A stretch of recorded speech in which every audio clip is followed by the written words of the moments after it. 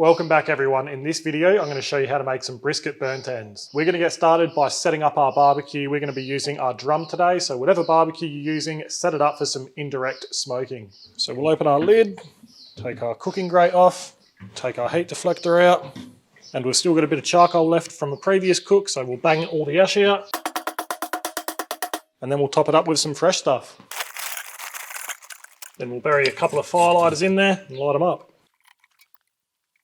So we've got about 10 to 15 minutes before our charcoal is going to be ready. And if you wanted to use briquettes, then by all means go for it. The minion method that you use with these drums suits either briquettes or charcoal, so either are perfect. So while our charcoal is getting ready, we're going to sort this brisket out. We've got a full pack of brisket here. We're only going to be using the point end off it for these burnt ends. So we'll get stuck into this and I'll show you how to separate the point from the flat. So we'll start by flipping our brisket over, and as always you've got a big pocket of fat here, and that's where you want to start separating the point and the flat. So you get yourself a sharp knife, take some of that excess fat off, and then as you can see it runs all the way through there, so you just want to be following that.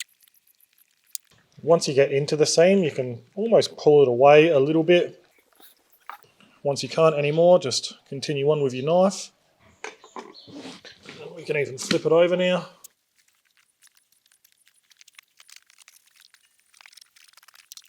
And then now you can see we're left with just a flat. So we'll put that aside and we'll save that for another cook. And then we'll start taking any excess fat and silver skin from the point muscle. Any thin edges like that we can just remove, as they'll just potentially burn. And don't throw that stuff away, it's the perfect brisket mince if you've got a mincer to mince it up. Alright, so I'm quite happy with that piece. Now we can get it seasoned up. So go ahead and get your favourite beef rub or salt, pepper, garlic would do the trick nicely. We're going to be using a combination of our steak shooter and one of our favourite Heavenly Hell rubs. So we'll start by giving this a nice even coverage on both sides. So we're all trimmed and seasoned now. It's been about 10 minutes, so let's have a look at our smoker. So our firelighters have burnt out, our charcoal's caught alight nicely. So we can shut our lid and open up both of our vents. So we're going to look to stabilise our smoker off at around the 275 Fahrenheit or 135 degrees Celsius range. Now if you haven't seen us use it in our other videos, we've also got a temperature controller. Now this is a fan by Inkbird. I've used it before when I've had to go out and about for the day on this drum smoker. You put it on your intake vent and it will control your temperature for you. You can link it up to Wi-Fi, you can see what your temperatures are doing throughout the day, and you can even adjust your temperature as well. Now I don't need to use it today because I'm going to be home all day, but if you did want to check out one of our other videos where we have used it, I'll put a link down in the description and also a link on where you can buy this from. So as for now, we're going to wait for our smoker to come up to temperature. We're going to let it come up to temperature and we're going to control our temperature with our intake vent only. So once we get to around that 250 Fahrenheit or 120 Celsius range, I'm going to start closing down that intake vent until our temperature stabilizes. And if I need to increase temp, I'll open our intake vent up a little bit. If I need to decrease temp, I'll close it down a little bit. These drum smokers are super easy to use. They are super efficient, really versatile, and very responsive to your intake vent adjustments as well. Another thing we can do while our smoker's coming up to temperature is get some smoking wood ready. I absolutely love cherry with beef, so I'm going to use that. 2 chunks like that is absolutely fine for a piece of meat that size. If I was doing a full brisket, then I'd probably use 3 or 4. But as for now, we'll be back when our smoker's ready and our brisket's good to go on. Alright, so our smoker's up to temperature. We can get our smoking wood on. I'll put one directly on where the fire is burning, and then one a little bit off from it.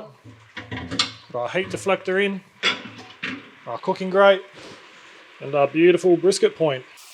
So our brisket's on, you can smell that beautiful cherry smoke already, and we're just going to let this brisket go now until we reach an internal temperature of around that 160 Fahrenheit or 71 degrees Celsius, and we're going to make sure we're happy with the bark at that stage too. But we'll check back in around an hour's time. I'll check if it needs a spritz. If it does, I'll spritz it with some water. Beef stock or apple cider vinegar will work well too. It's not really going to give it any more flavour, it's more just to help with moisture retention and bark formation. So we'll check back in once we're about an hour into this cook. Alright, we're about an hour in. Let's have a look. I reckon we'll give it a quick spritz. Close it back up. We'll come back in another hour or two. Right, so we're just over 3 hours into this cook now, so let's open up our drum, check our internal temperature, and we might even be ready to wrap it up.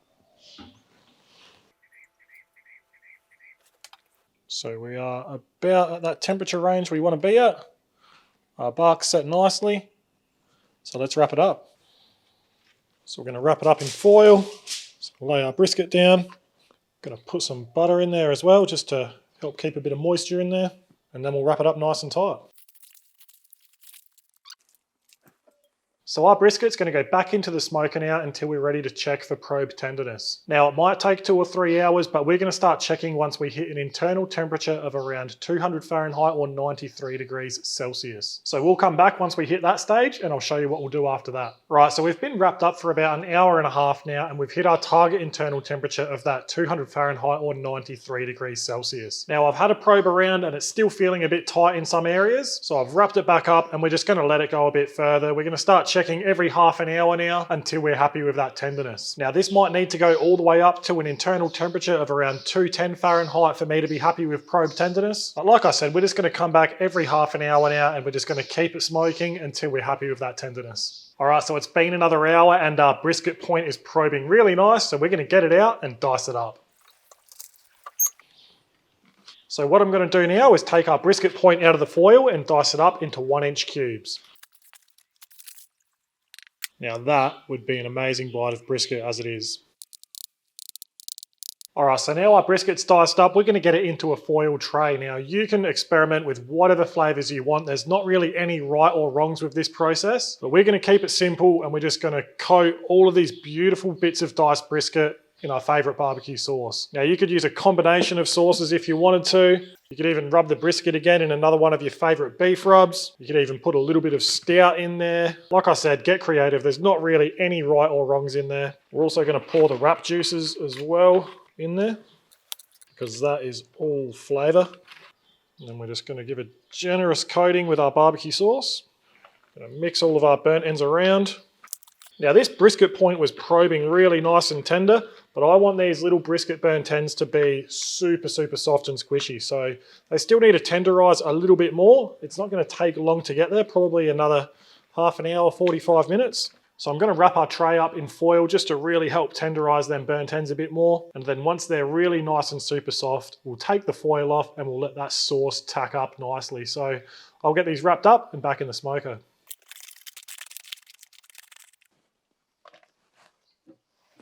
So our brisket burnt ends have been wrapped up in the foil tray for almost an hour now. So what we're going to do is chuck some high heat gloves on and we're just going to have a feel of our burnt ends to make sure they are at the texture we want them to be at.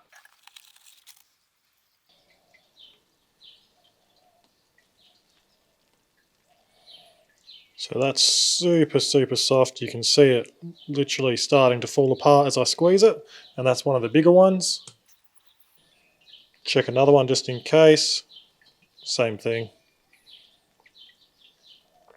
So we'll take this foil completely off. Give them a bit of a mix around. And for anyone wondering, I just wear some cheap gardening gloves from Bunnings underneath my plastic glove, just so I don't burn my fingers. So we're going to shut this lid and give them about 10 minutes for the sauce to tack up. Alright, it's been 10 minutes. I'm going to get these burnt ends out. How good do they look? Just going to quickly shut the vents down on the drum and we can save any unburnt charcoal for our next cook. Now I'm just going to pour these out on the cutting bench and then we'll have a taste. Seriously, how good does that look?